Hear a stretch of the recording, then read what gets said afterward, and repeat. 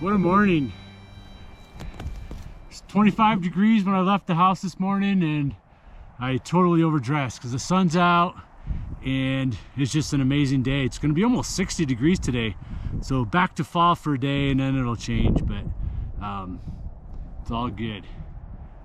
Well, I'm excited. I have a new writing project that just kind of came onto my lap unexpectedly, which is really exciting, and can't share a whole lot about it right now, but in 2 weeks I'll be traveling to California to meet up with a crew of runners for a photo shoot, and I hope to take you along with that, and I'm sure you'll be able to recognize a few people there.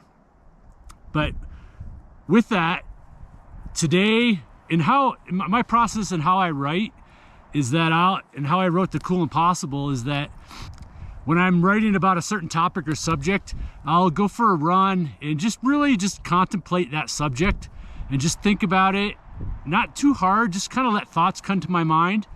And for some reason, when I'm out running and moving, thoughts really flow, and I'm not the most concise and articulate person in the world, but when I run, I often become much more articulate, and it's often why I actually vlog while I run or video when I'm walking, because I tend to have thoughts come to me in a little bit more concise way rather than sitting like this.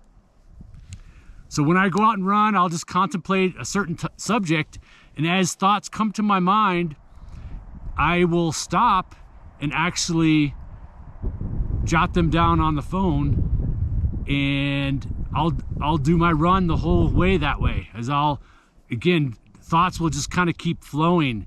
And I found that the more the thoughts come, the more they keep coming. And what's interesting is that I need to write them down, because once I get back to the truck or home, I think that I can remember what I thought about, but it just doesn't come out as well as it does when I'm out running. So that's why I force myself to stop and just plug it into the phone. And then when I get home, I pull out my vision book and I will write down each little journal post from my phone, 2 pages on paper, and maybe extrapolate a little bit further of what I was maybe thinking at that moment, and write things down. And I find that I need that extra step of writing things down then to really put more words to it than just a quick journal entry into the phone. So where I'm going with this today is, you often hear me talk about how powerful visualization is and daydreaming, and how we've lost that art of daydreaming and visualizing and using daydreaming to create our goals and to actually create desired results. And I've also found that while out running, that's a great way to visualize. All right, I have to interrupt. I'm running down.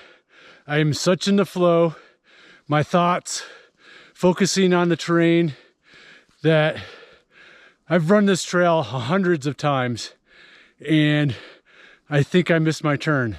I don't even know if I did miss my turn or not, or what part of the trail I'm in, because I was such in the flow.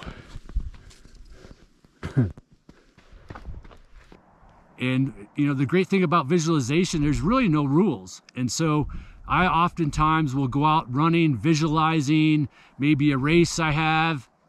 It's a great opportunity if you are coming up for a big race that you have, and maybe one of your last long runs, you just kind of visualize yourself running the entire race.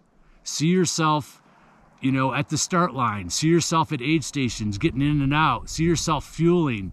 See yourself running how you want to. See yourself late in the race when things get challenging, and see how you want to respond. And create a movie in your head while you're out running. Our body and our brain and our muscles see it no differently than it actually happening. And again, science has proven this. So we can go out for a run and really program what we want to have happen at a race. Or, hey, you have to give a presentation at work, and you're out for a run, and just visualize yourself giving that presentation at work and seeing yourself talk up in front of a bunch of people. See yourself performing how you want to be.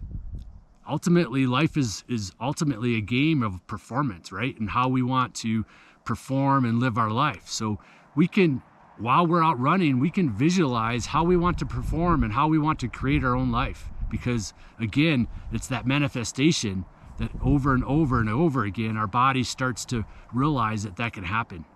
And that's the powerful thing about visualization. And I've just found that in some situations, it really comes to me while I'm out running. And other times I sit and close my eyes and just let my mind drift to some of the things I want to accomplish. And then I write them down in my vision book. So it's Friday, maybe try out visualization this weekend and start practicing. Because again, what also happens when we visualize is we start to train our instincts. And when we start to visualize things happening in our lives, we then start seeing that path that we might not see if we didn't think about it.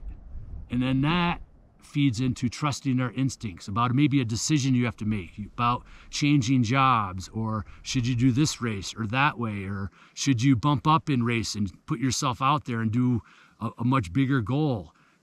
By visualizing and starting to see the path each day, that allows us to really tap into our instincts and our gut feeling about making decisions. And in those situations, our instincts won't steer us wrong, I believe. Gut instincts. And we can train our ability to trust our instincts so we feel much better about making decisions that will lead us down the path to where we want to go in our life. So, all right, that's kind of a short one, just kind of off the top of my head while I was running. And I'm soaking up the sun today. And hope your running's going well. Hope it's going strong and fast and long, whatever type of running you do. Remember, there's only one kind of running, and it's running. Let's not put labels on them. Let's not think one style or one distance is better than the other. It's just running, and let's embrace it all and cheer everybody on. So, all right, I'm out of here. See ya.